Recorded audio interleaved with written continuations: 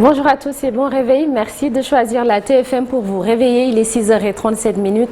Bienvenue dans Info Matin. C'est un plaisir de vous retrouver ce mercredi 25 octobre 2023 et on espère que vous avez passé une très belle soirée et que vous êtes prêts à bien démarrer cette journée en notre compagnie. Bonjour Chérif Dia, bienvenue. Bonjour Nata, bonjour El Hadj Malick, bonjour Ibou, bonjour également aux téléspectateurs qui nous regardent.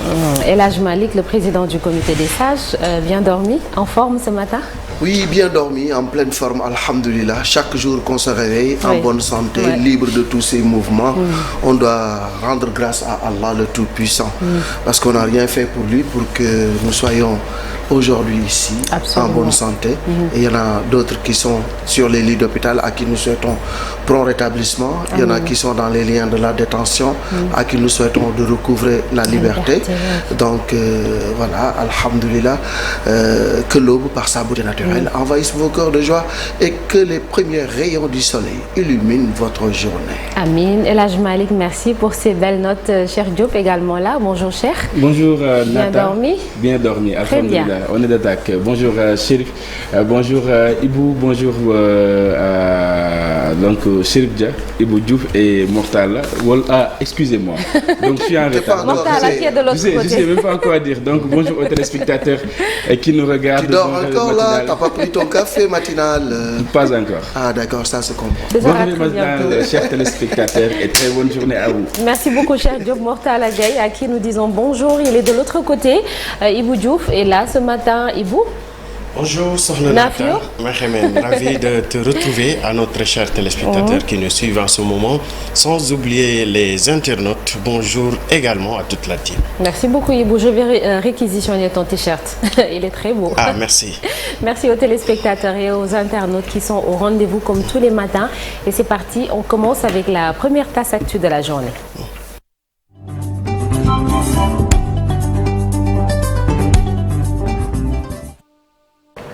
Le journal avec Ibou Diouf, récrimination autour de la hausse des prix de l'électricité.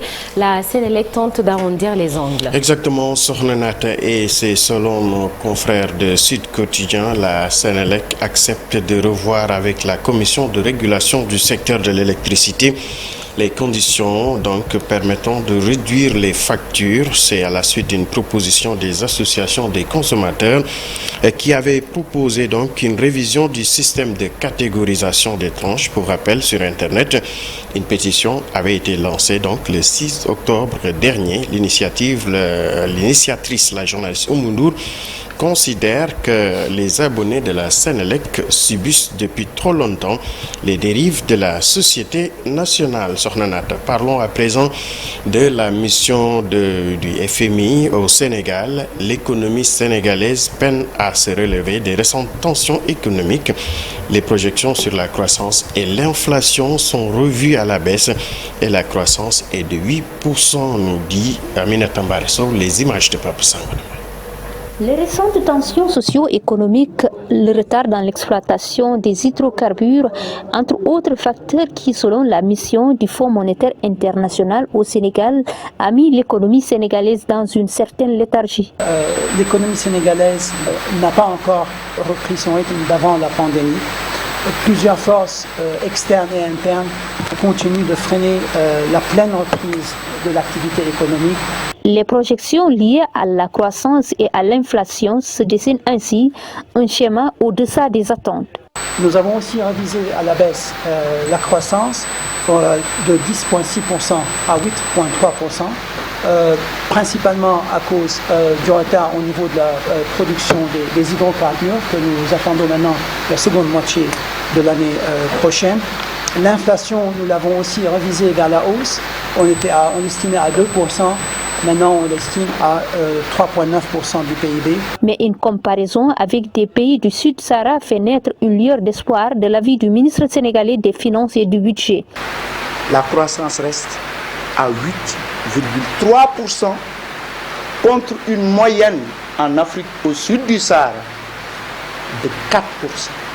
La mission du Fonds monétaire international au Sénégal, c'était du 12 au 24 octobre. Elle procédait à la première revue du nouveau programme économique et financier soutenu par le mécanisme élargi de crédit, la facilité élargie de crédit et la facilité de résilience et de durabilité.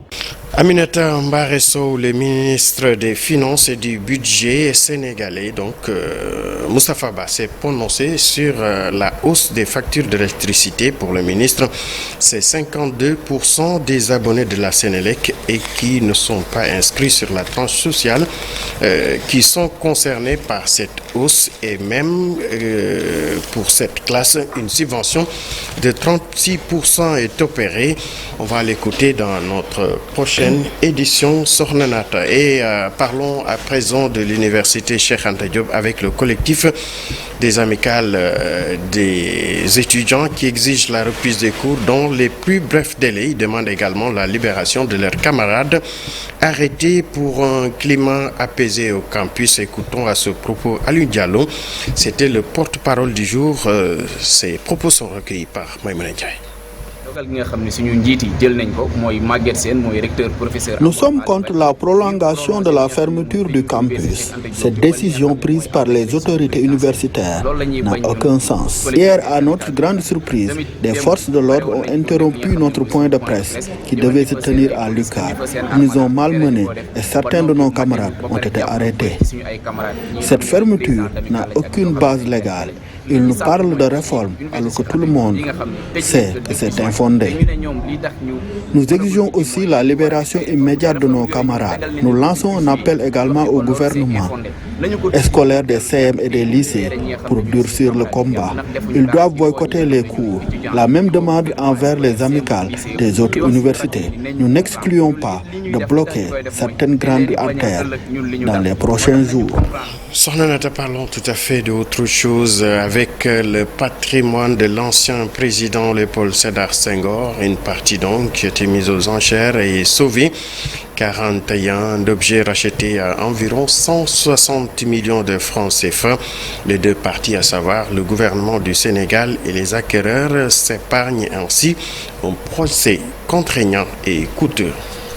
L'actualité des sports à présent, Ibou Diouf, Sadio Mané devrait devenir le président de Bourges Foot 18 en National 2. L'annonce officielle, oui, c'est en France bien sûr. L'annonce officielle pourrait arriver donc dans la journée selon les informations de Berry Républicain. Le Sénégalais d'Al Nasr va prendre les commandes de Bourges Foot 18, pensionnaire du National 2. Le quotidien explique que les premières tractations dateraient de 3 ans, proche de Chersila. Le président du club, le deuxième ballon d'or 2022, aurait construit ce projet depuis plusieurs mois en collaboration avec le maire de la ville. Une conférence de presse serait même prévue aujourd'hui pour annoncer la nouvelle, rapporte le journal local. Et on change de discipline pour parler de lutte. Le combat Ama Modulo sauvé par le juge. Au grand plaisir des amateurs et de notre frère et confrère Malik Thiandoum, le gros nuage qui planait sur la tenue du combat royal entre Modulo et Ama Baldé commence à se dissiper. L'affaire judiciaire opposant le promoteur de la Petite Côte, Nicolai, au patron de la structure Khamga, Pape Thiam, et qui menaçait cette affiche et qui devrait être jugé hier mardi devant la cour d'appel de Dakar a été renvoyé en début de l'année 2024. Pape Thiam, patron de cette structure, accuse Luc Nicolai d'avoir violé les termes donc du contrat signé le 29 avril 2021 pour la promotion de l'événement Sornanata.